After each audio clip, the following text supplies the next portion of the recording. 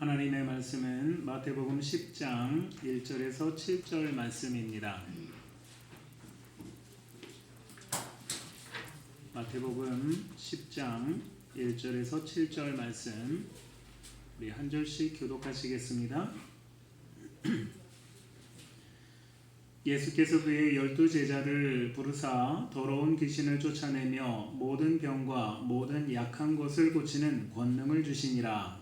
그 사설의 이름은 이러하니 베드로라는 시몬을 비롯하여 그의 형제 안드레와 세베대의 아들 야고보와 그의 형제 요한, 빌립과 바돌로메, 도마와 세리마테, 알파오의 아들 야고보와 다데오, 하나님의 시몬 및 바르미가 곧 예수를 한 자라. 예수께서 이 12를 보내시며 명하여 이르시되 이방인들의 길로도 가지 말고 사마리아인의 고을에도 들어가지 말고.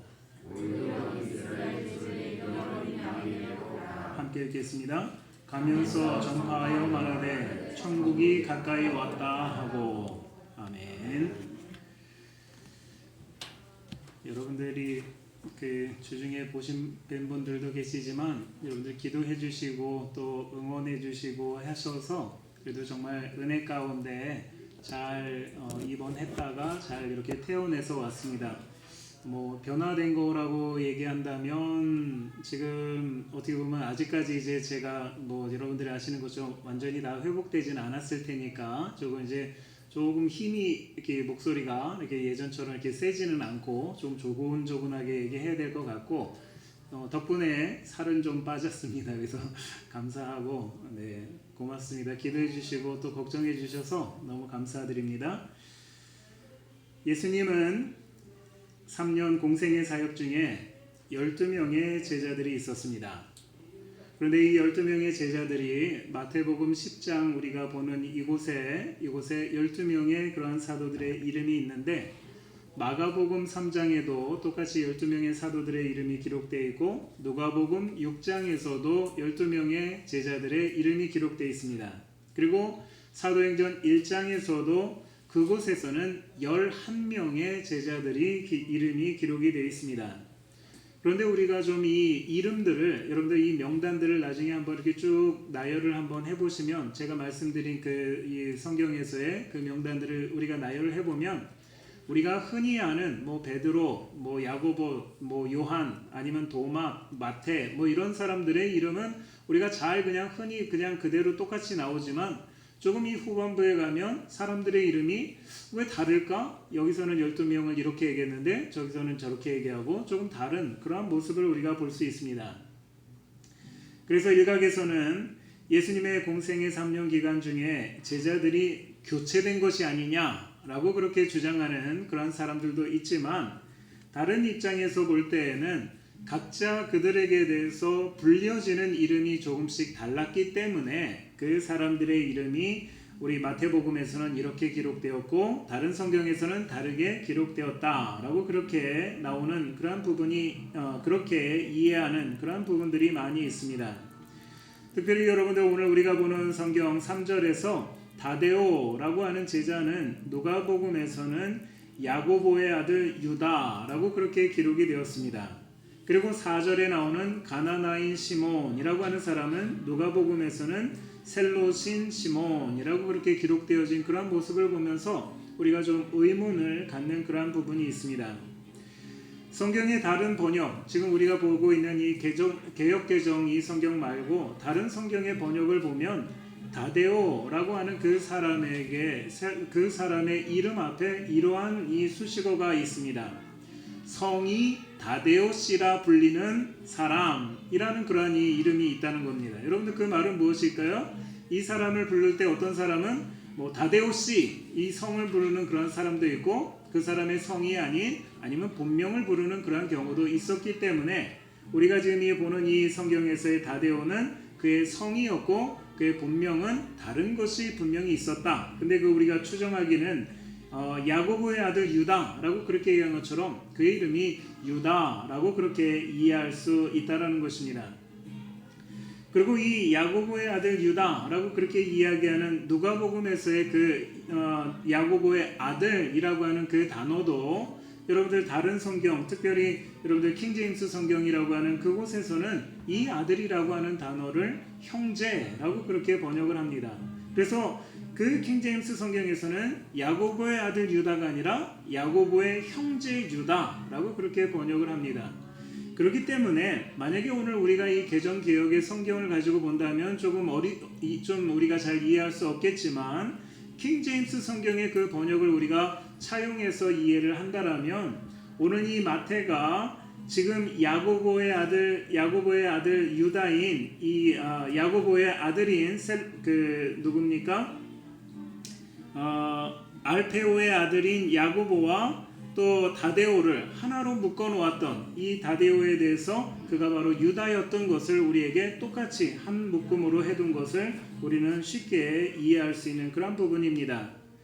또 다른 인물로서는 가나나인 시몬이라고 그렇게 이야기하고 누가복음과 사도행전에서는 이 가나나인 시몬에 대해서 셀로신 시몬이라고 그렇게 이야기를 합니다.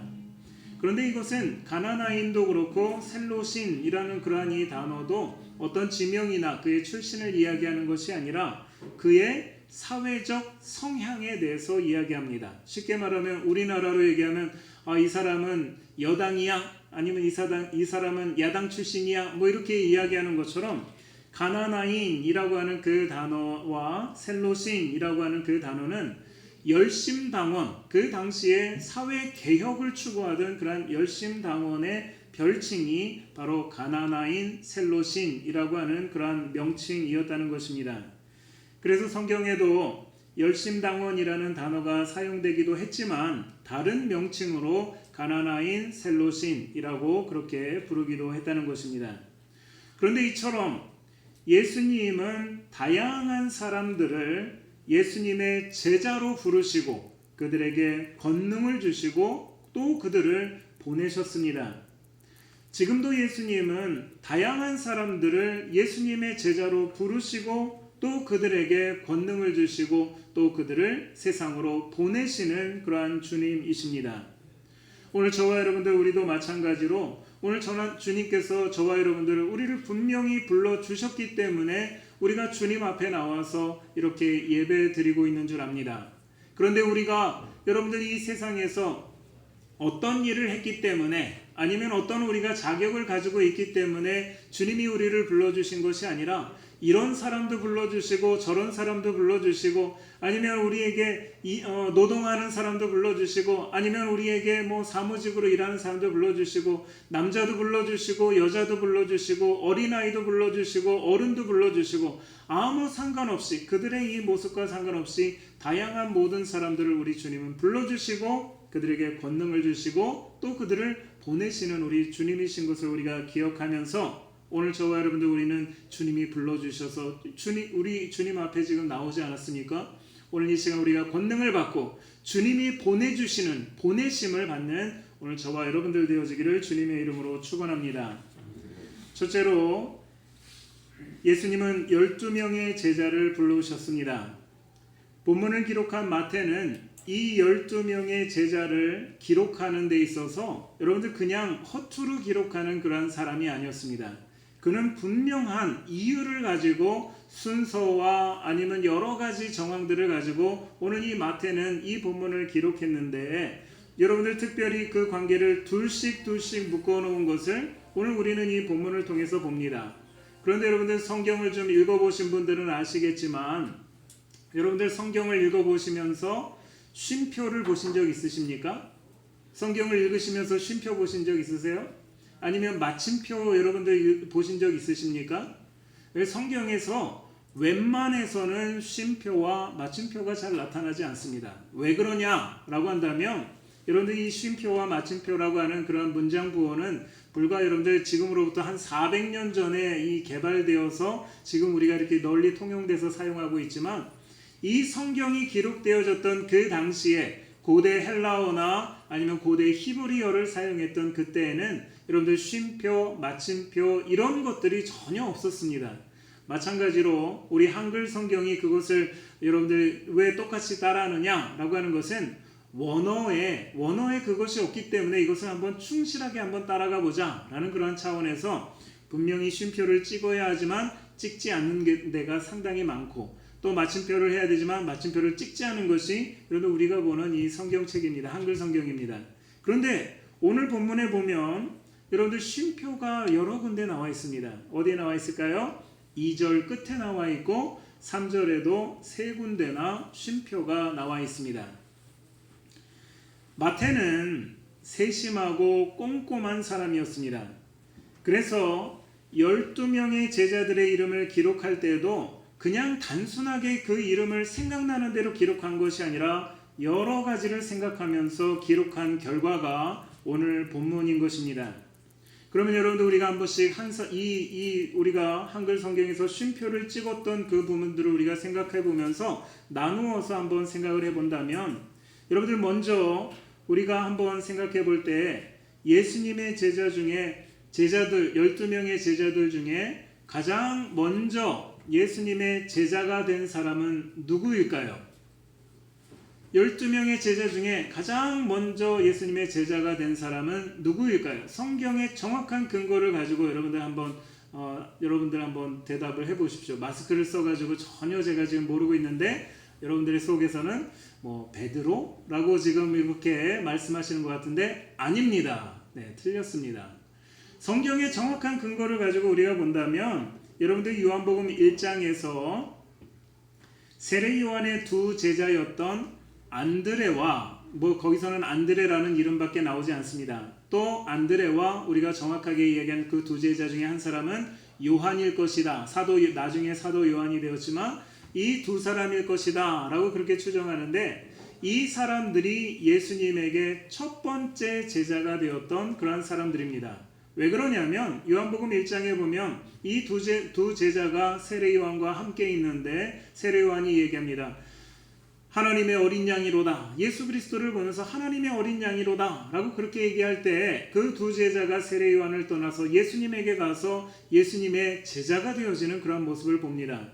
그런데 그들이 제자가 된 것뿐만 아니라 요한복음 1장에 뭐라고 얘기하냐면 안드레, 즉 다시 말하면 베드로의 형제였던 안드레에 대해서 이렇게 얘기합니다. 그가 먼저 자기 형제 시몬을 찾아 말하되 우리가 메시아를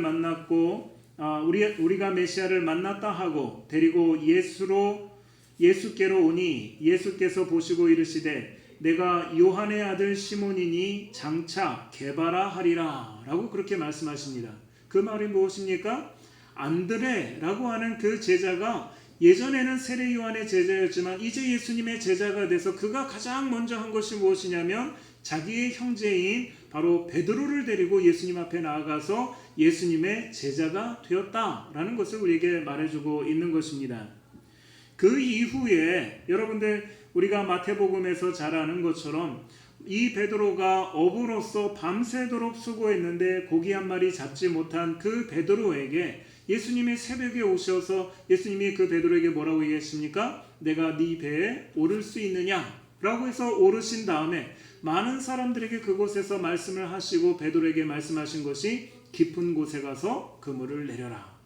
만약에 여러분들이 이전에 예수님에 대해서 전혀 알지 못했고 이전에 예수님에 대해서 전혀 모르는 그러한 사람이라면 여러분들이 지금 수고하고 밤새도록 수고하고 지금 와서 그물을 씻고 이제 철수하려고 퇴근하려고 하는 그 상황에 예수님이 오셔서 깊은 데 가서 그물 내려라. 여러분들 내리실 수 있을까요? 결코 그럴 수 없습니다. 그 이전에 안드레를 통하여서 예수님의 제자가 되었기 때문에 지금 이 베드로는 예수님께서 깊은 곳에 가서 그물을 내려라 라고 얘기할 때 주님의 말씀이 오니 말씀에 의지하여 그물을 내리리다 라고 하는 그 말을 할 수 있었다는 것입니다. 이런 방법으로 세례 요한의 제자였던 사도 요한도 그의 형제 야고보와 그물을 깃고 있을 때에 예수님께서 그들을 향해서 나를 따르라 라고 그렇게 말씀하셨습니다. 여러분들 요한이 이미 예수님의 제자가 되었기 때문에 요한이 그 예수님을 따르기 전에 여러분들 그물을 기으면서 그의 형제 안드레에게 내가 메시아를 보았는데 그가 바로 예수 그리스도라고 그러한 이야기 여러분들 나누지 않았겠습니까? 그런데 그 상황에서 예수님이 오셔서 나를 따르라 라고 하니까 여러분들 성경은 뭐라고 얘기합니까? 야고보와 요한이 그 배와 자기 아버지 세베대를 버려두고 예수를 따르니라 라고 그렇게 말하고 있는 것입니다. 이것이 마태복음 4장에 나오는 사건입니다. 여러분들, 그런데 이 마태복음 4장에서 이 두 사람 안드레와 베드로의 사건, 또한 지금 이 여러분들 야고보와 요한의 이 사건은 같은 날 일어난 그러한 사건임을 우리가 보게 됩니다. 같은 날, 쉽게 말하면 예수님의 제자로서 같은 날 부름받아서 같이 들어온 그러한 제자 4명의 제자가 한꺼번에 그렇게 들어오게 되었습니다. 그리고 그들의 직업은 어부들이었다는 것입니다. 그리고 두 번째 콤마가 있는 그러한 모습을 보면 빌립과 바돌로메라고 그렇게 얘기하는데, 그들에 대한 이야기는 요한복음 1장에 나옵니다. 예수님이 빌립을 제자로 먼저 부르셨습니다. 요한복음 1장에 뭐라고 했냐면, 이튿날 예수께서 갈릴리로 나가려 하시다가 빌립을 만나 이르시되 나를 따르라 하시니. 여러분들, 여기서 이야기하는 이튿날은 무엇을 기준으로 그 다음 날일까요? 여기서 이야기하는 베드로와 안드레와 야고보와 요한을 제자로 삼으신 다음 날. 여러분들, 그렇게 먼 시간이 아니라 예수님이 먼저 베드로와 그 4명의 그 제자를 부르신 그 다음 날 빌립을 부르시고, 빌립은 그 예수님의 제자가 되자마자 가장 먼저 한 것이 무엇이냐면 요한복음 1장에서 자기 친구 나다나엘을 찾아갑니다. 내가 메시아를 보았다. 바로 그가 나사렛 예수다 라고 이야기할 때 우리가 잘 아는 말 있지 않습니까? 나사렛에서 무슨 선한 것이 나겠느냐 라고 얘기할 때 빌립이 말합니다. 와서 보라. 내가 설명을 할 수 없는데 한번 와봐 라고 그렇게 얘기할 때 그 순간, 그때로 인하여서 이 나다나엘도 예수님의 제자가 되었습니다. 여러분들, 우리가 사도행전에서 우리가 이 요한복음의 이 말씀을 우리가 함께 나눌 때, 전에 우리가 함께 나눌 때 여기서 이야기하는 나다나엘, 이 사람이 예수님의 제자들 중에 누구라고 얘기했습니까? 바돌로메와 같은 사람이다 라고 그렇게 우리가 말씀을 나누었습니다. 여러분들, 바돌로메는 무슨 말입니까? 돌로메의 아들이라는 뜻이 바돌로메라는 뜻이고, 여러분들, 그러면 이것은 그의 별명이라면 그의 진짜 이름은 나다나엘이다 라고 우리가 함께 말씀을 나눴습니다. 여러분들, 그 다음에 우리가 다음에 있는 그 그룹은 어떤 사람이냐면 바로 도마와 세리마테라고 하는 사람입니다. 예수님이 세리마테를 부르시는 사건, 우리가 이미 마태복음 9장에서 이미 살펴보았는데, 세리마테를 부르시고 마태의 집에 앉으셔서 음식을 잡수실 때에, 여러분, 성경은 뭐라고 얘기하냐면 많은 세리들과 죄인들이 함께 와서 예수님과 제자들과 함께 식사를 하였다라고 성경은 기록합니다. 아마도 도마는 그때 마태에 의해서 초대되었던 세리들 중에 한 사람이거나 아니면 다른 죄인들 중에 한 사람이었을 것으로 추정이 됩니다. 여러분들, 왜 그런 추정을 하냐면 훗날에 도마가 부활하신 예수님을 첫 번째로 예수님의 제자들이 다 만났던 그 첫 번째 만남에 도마가 없었습니다. 그래서 제자들이 그 도마에게 이야기하는 것이 예수님이 부활하셨고 우리가 그 부활하신 예수님을 보았다 라고 그렇게 이야기할 때 도마가 하는 말이, 여러분들, 뭐라고 얘기하냐면, 내가 그의 손에 못자국을 보며 내 손가락을 그 자국에 넣으며 내 손을 그 옆구리에 넣어보지 않고는 믿지 아니하겠노라 라고 말합니다. 여러분들, 그 말도, 도마가 한 이 말도 중요하지만 이 말을 통해서 도마의 성품을 우리가 보아야 합니다. 도마의 성품, 어떤 성품일까요? 내가 확인하지 않으면, 내 눈으로 반드시 확인하지 않으면 나 이거 믿지 않겠다라고 하는 꼼꼼하고 세심한 그러한 이 모습, 여러분들, 우리가 이것을 봐야 합니다.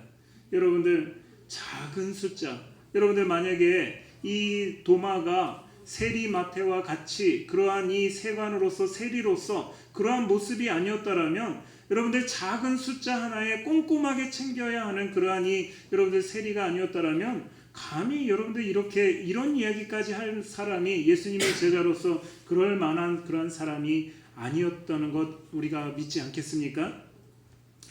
작은 숫자 하나 꼼꼼하게 따지는 사람이 죽은 자가 부활했다는 허무맹랑한 소리를 믿을 수 없었던 그러한 이 도마의 모습을 보면서 도마도 세리 마태와 같이 가버나움의 세리였을 것이다 라는 것으로 우리가 추정할 수 있습니다. 그 다음에 나오는 것이 알페오의 아들 야고보와 다데오라고 얘기합니다. 야고보라는 이름은 여러분들 성경에 한 6명 정도가 나옵니다. 참 많이 나옵니다. 다양한 그런 사람들이 나옵니다.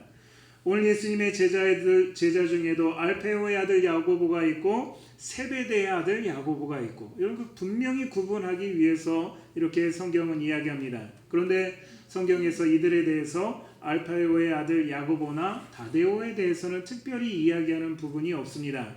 그래서 이 다데오가 유다라고 하는 것만 우리가 알게 되고 또한 그 야고보를 알페오의 아들이라는 그러한 이 연결고리로서 그들이 형제였다. 지금 다시 말하면 야고보와 다데오는 형제간이었다라는 것을 우리는 알 수 있습니다. 그리고 마지막으로 가나나인 시몬 및 가룟 유다라고 그렇게 얘기합니다. 가나나인 시몬은 앞에서 말씀드린 것처럼 열심당원이라고 그렇게 말씀했습니다. 그리고 우리가 잘 아는 것처럼 예수님을 배신한 가룟 유다를 함께 묶어 놓았습니다. 우리 지금 이 시몬과 가룟 유다를 함께 묶어 놓은 것은 가룟 유다도 역시나 열심당원으로서 이 가나나인 시몬과 함께 그러한 열심당원의 역할을 했던 그러한 서로 친구 사이였을 수 있는 그러한 사람들이기 때문에 이들을 또한 함께 묶어 놓은 것입니다.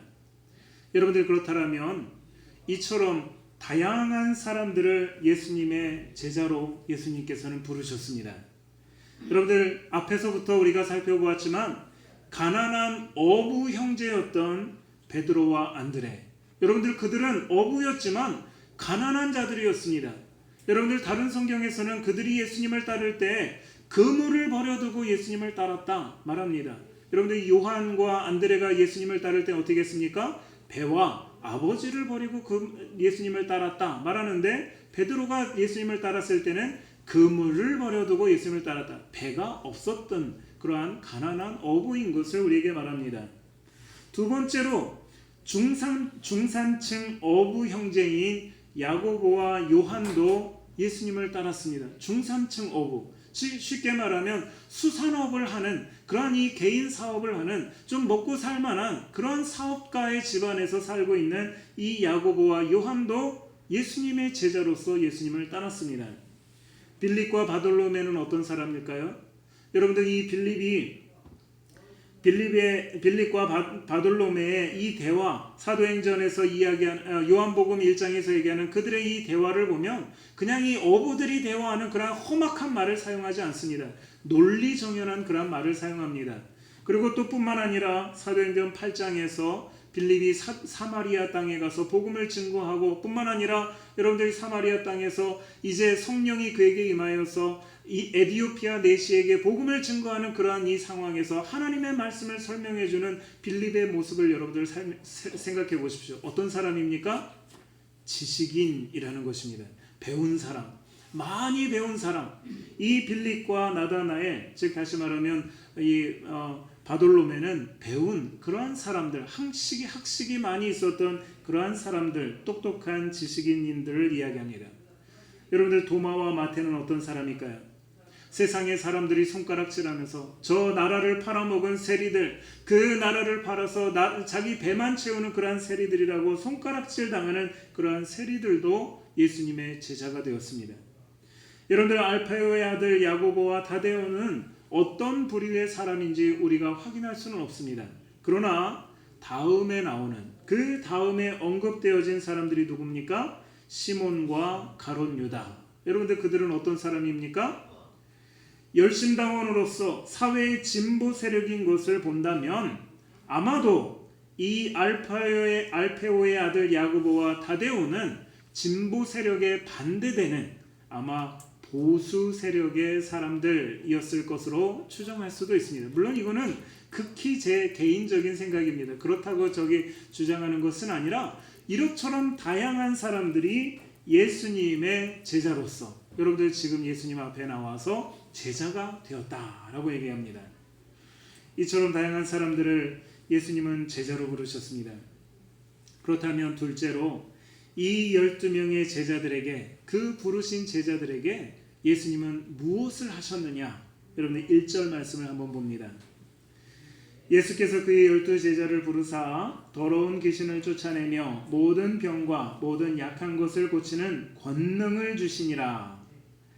여러분들 우리가 아마도 우리가 예수님의 제자들이었다면, 당시 지금 예수님의 제자들이었다면 우리는 지금 난리가 났을 수도 있습니다. 그래도 왜 난리가 났었을까요?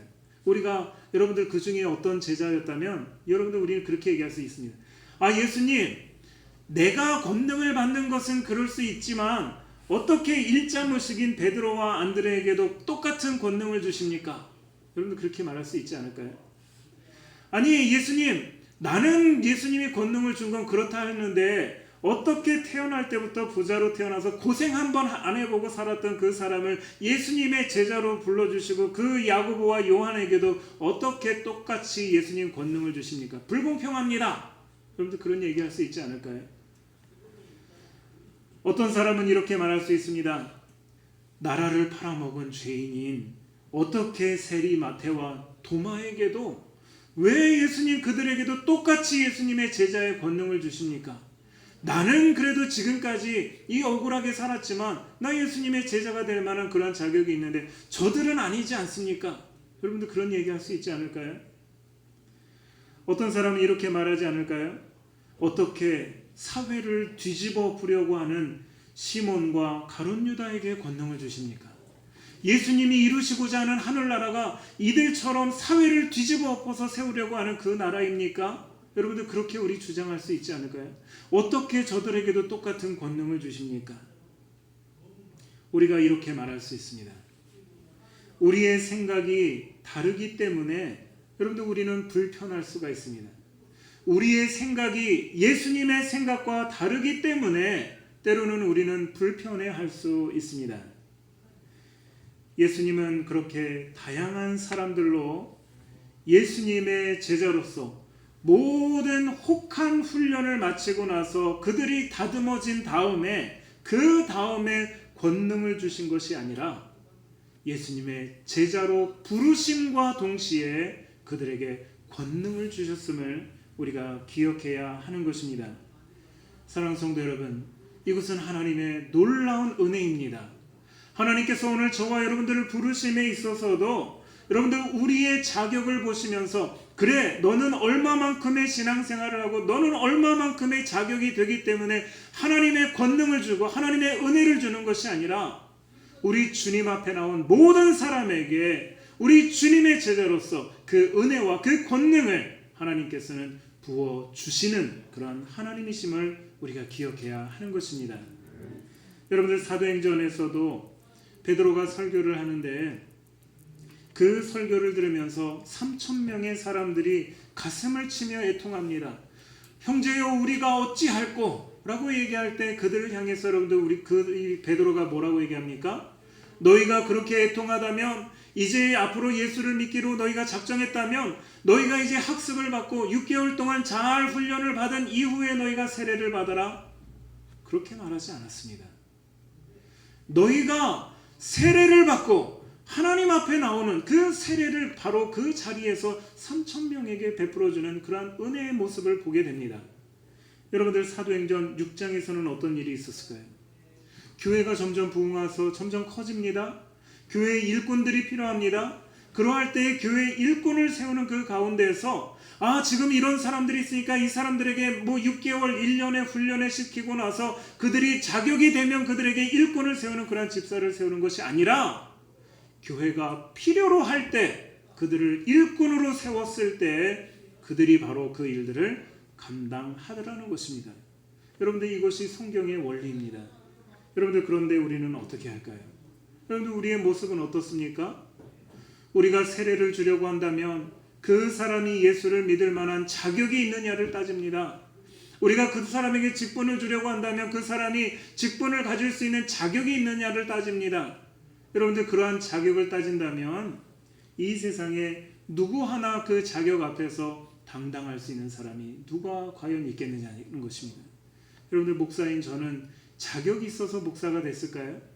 물론 여러분들 이 공부하고 그 신학교에서 이 교단에서 요구하는 그 과정에 그러한 것들은 했지만, 여러분들 그것으로 내가 하나님 앞에 목사라고 하는 그 자격이 세워집니까? 결코 그렇지 않습니다.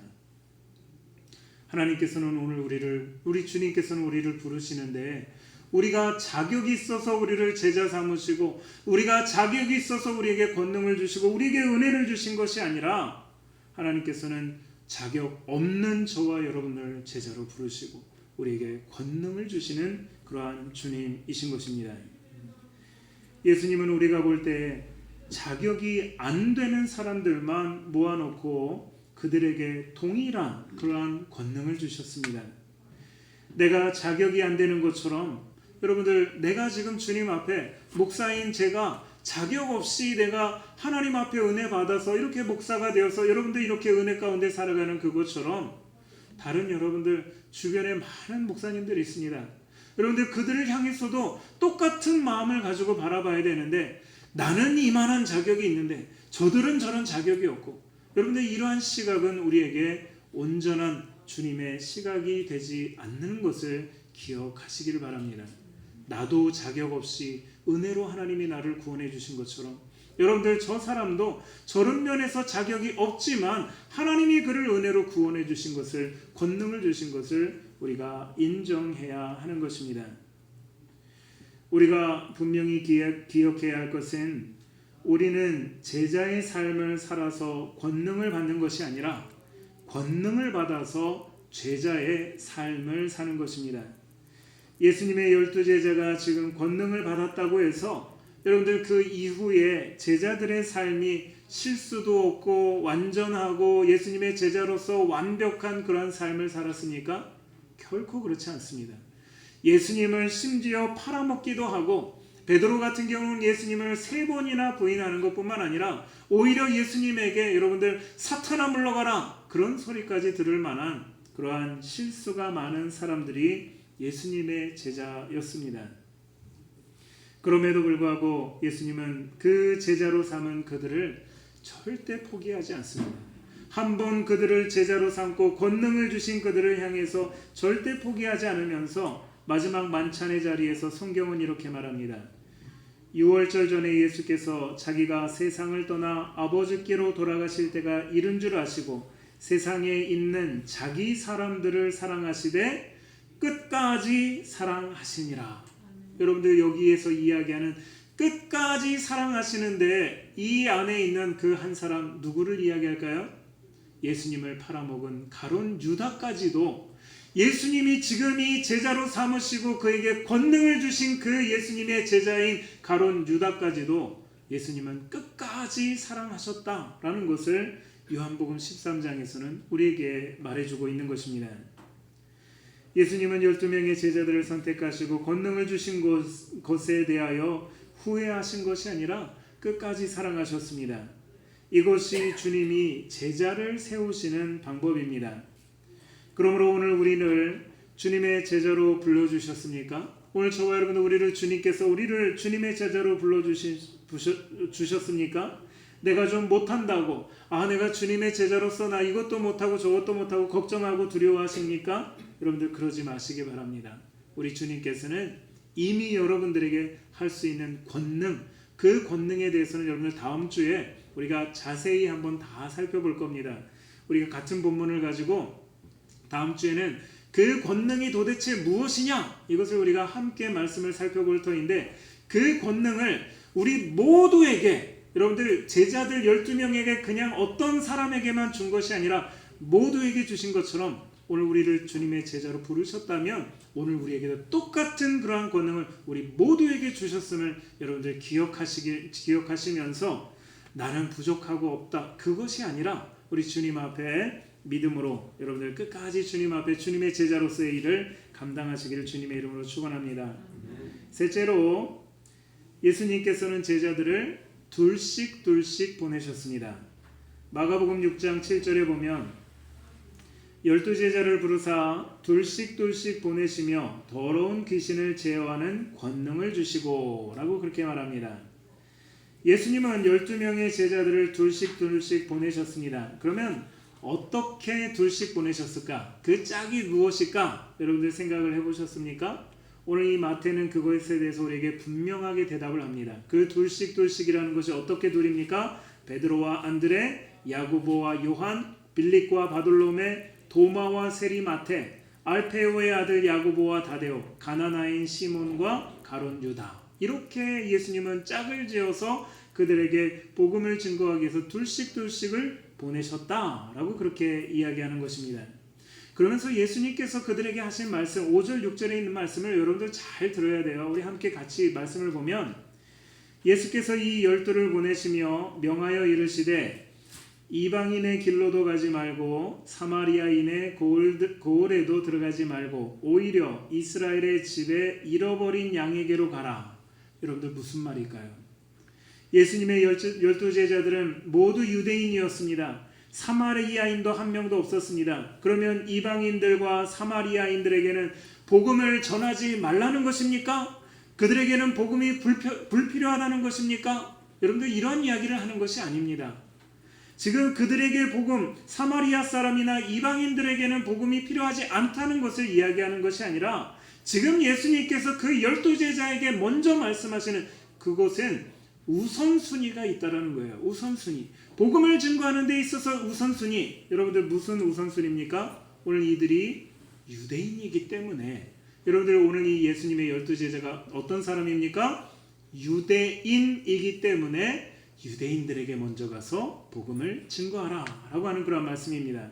그런데 예수님께서 두 명씩 짝을 지어주신 것을 여러분들 생각하시면서 그러면 이 사람들이 어떤 사람들에게 가서 복음을 증거해야 되느냐, 어떤 사람들에게 나아가야 하느냐 라고 한다면 그 답은 명확하게 드러나는 것입니다.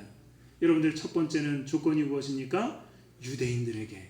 그러면 여러분들 베드로와 안드레는 어떤 사람들에게 나가서 복음을 증거해야 됩니까? 유대인이면서 가난한 어부들에게 향해서 나가서 복음을 증거해야 되고, 여러분들 안드레와 야고보와 요한은 어떤 사람들에게 나가서 복음을 증거해야 됩니까? 유대인이면서 부자인 사람들, 자기가 좀 먹고 살만하면서 좀 행색계나 한다는 그러한 사람들에게 나가서 복음을 증거하라고 얘기하는 것이 예수님이 그들을 짝을 지어주신 그러한 모습입니다. 빌립과 바돌로메 어떤 사람들에게 복음을 증거해야 됩니까? 유대인이면서 조금 지식이 있고 똑똑한 채 하면서 사람들을 가르치는 그러한 사람들에게 나가서 그들을 향해서 복음을 증거하라고 그들을 짝을 지어 보내십니다.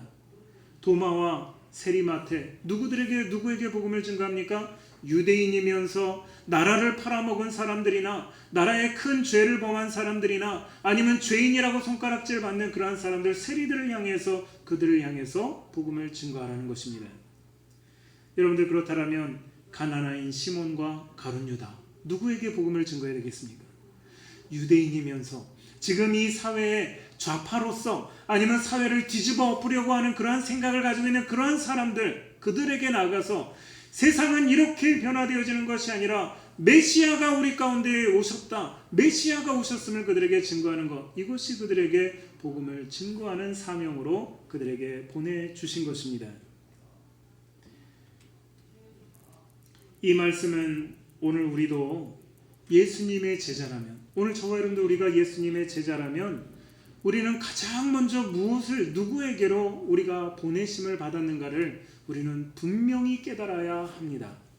오늘 저와 여러분들 우리가 예수 그리스도를 믿으셨습니까? 그래서 주님의 제자가 되셨습니까? 오늘 그리고 우리가 주님 앞에 나와서 예배드리면서 주님의 권능을 우리가 받았습니까? 그렇다면 주님께서 분명히 우리를 보내주시는데 누구를 향해서 누구에게 우리를 보내주시느냐라는 것을 우리가 분명히 깨달아야 한다는 것입니다. 누가복음 6장 13절에 이렇게 말합니다. 그 제자들을 부르사 그 중에 12를 택하여 사도라 칭하셨으니, 여러분들 예수님의 12명의 제자들을 그 부르시자마자 사도라고 그렇게 불러주셨는데 그 사도라고 하는 그 의미는 보내심을 받은 자라고 하는 뜻입니다. 보내심을 받은 자. 헬라어로는 아포스톨로스라고 얘기하는데 보내심을 받은 자라고 하는 그러한 의미입니다. 예수님께서 제자로 부르신 목적은 그 제자로 머물러 있기 위함이 아니라 그들을 사도로 보내시기 위해서 예수님은 불러주신 것입니다. 예수님은 세상에 제자를 부르시고 세상에서 제자를 부르시고 또 사도로 세상으로 보내시는 것이 주님의 일입니다. 제자를 세상에서 부르시고 그 제자를 사도로 세상으로 보내시는 것이 주님의 일입니다. 사랑하는 성도 여러분, 이것이 바로 지금 이 시대의 교회와 마찬가지 모습입니다. 교회는 매 예배달마다 세상에서 제자들을 불러옵니다. 그리고 이 제자를 교회에 머물게 하는 것이 아니라 그들에게 권능을 주어서 여러분들 세상으로 다시 보내는 것이 여러분들 이 세상의 교회 아니겠습니까? 그러므로 성도는 제자로 들어와서 권능을 받고 사도로 세상에 나가는 사람이 성도인 것입니다. 어디든지 여러분들 머물러 있으려 한다면, 여러분들 세상에 계속해서 머물러 있으려고 한다면, 여러분들 뭐 주일 예배 그냥 안 나가면 어때? 한 번 빠지면 어때? 두 번 빠지면 어때? 내가 지금 나는 그냥 늘 그래도 성경 말씀 보면서 하나님과 친밀한 관계를 가지고 있는데 그냥 그렇게 난 빠지면 어때? 결코 그렇지 않습니다. 내가 그 세상에 머물러 있으려고 할 때에는 여러분 우리는 썩을 수밖에 없어요. 그렇다고 또 마찬가지로 여러분들 이 교회에 나와서 이 교회에서만 머물러 있으려고 한다면 그도 역시 썩을 수밖에 없습니다. 여러분 우리는 두 가지 모습 다 보지 않습니까?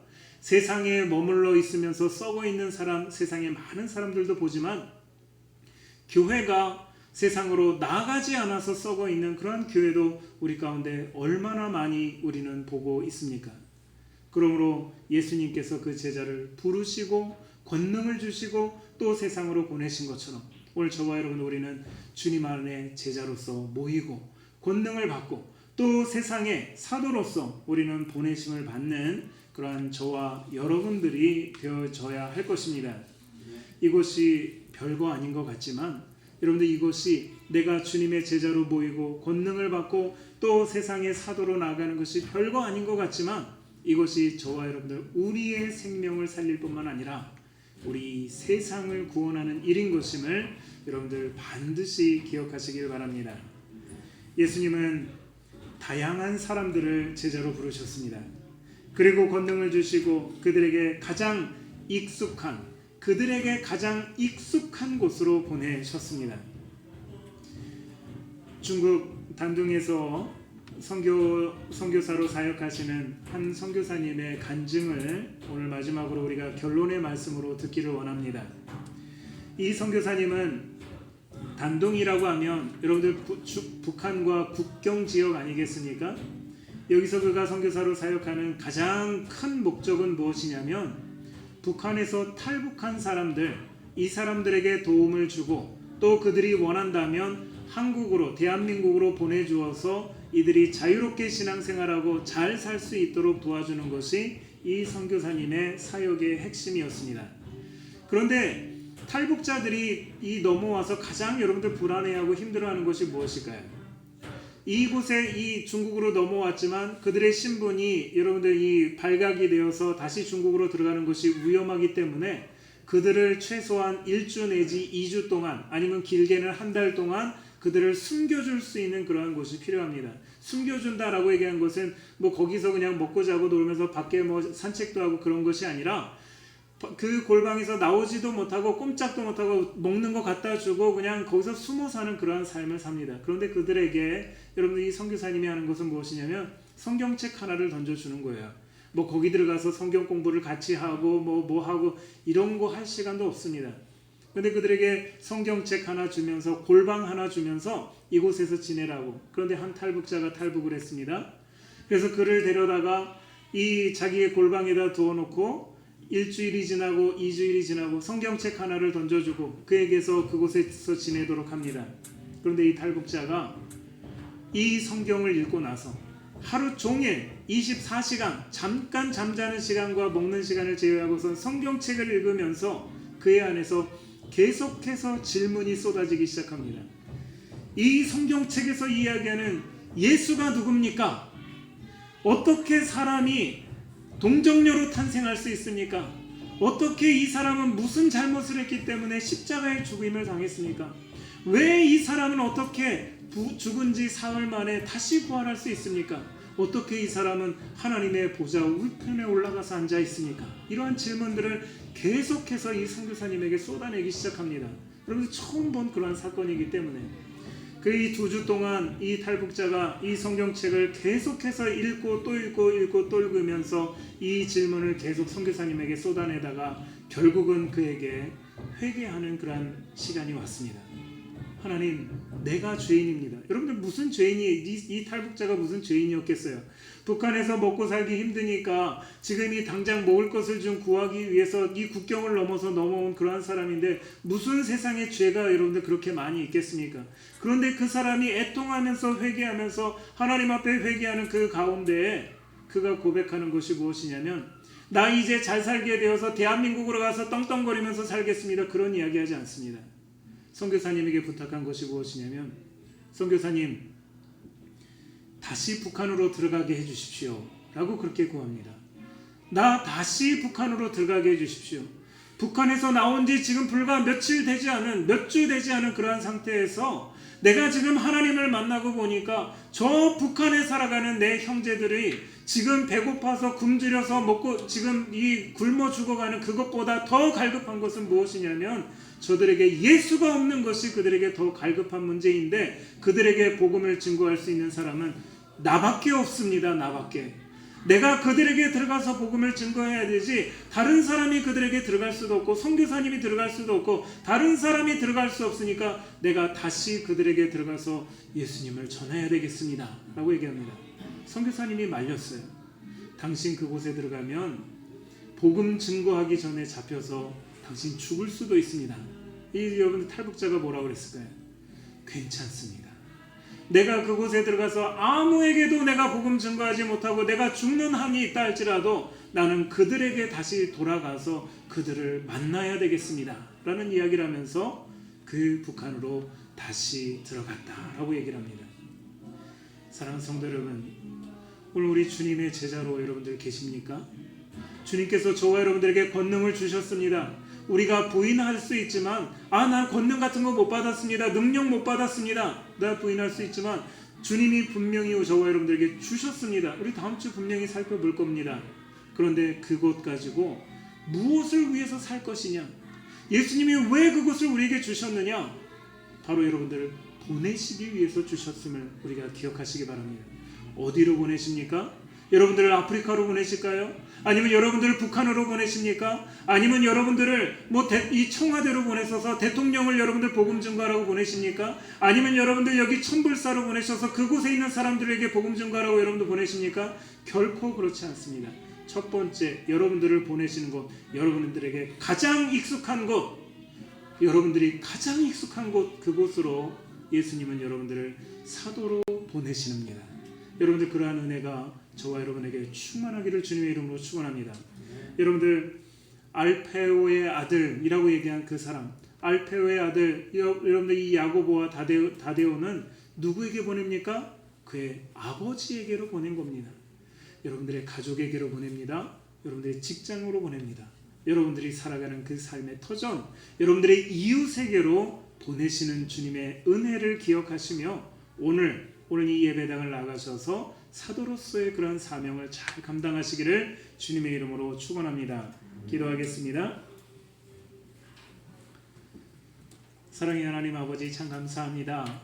예수님의 12명의 제자들 보면 참 볼품없고 별 볼 일 없는 그러한 이 제자들이지만 그 다양한 제자들을 부르셔서 너희들이 볼품없기 때문에 이러한 훈련 받고 난 이후에 6개월 훈련, 1년의 훈련이 지난 다음에 너희들을 제자로 부르고 권능을 주겠다라고 예수님 말씀하신 것이 아니라 이런 형편없는 자들에게도 예수님은 동일한 권능을 주시고 그들을 사도로 보내주십니다.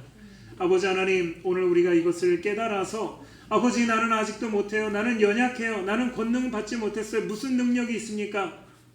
이것이 아니라 우리 주님 앞에 순종하면서 사도로 보내시는 주님의 말씀에 응답하며 우리가 순종할 수 있는 그러한 은혜를 허락하여 주시옵소서. 우리에게 아프리카로 보내지 않으신 것, 우리에게 북한으로 보내주시 않은 것, 우리가 이것을 깨닫습니다. 오늘 우리를 우리의 가정의 사도로 보내주셨고 오늘 우리의 직장의 사도로 보내주신 것을 우리가 깨달으면서 그곳에서 주님의 제자로서의 일들을 감당할 수 있도록 인도하여 주시옵소서. 모든 말씀 우리 주 예수 그리스도의 이름으로 간절히 기도하옵나이다.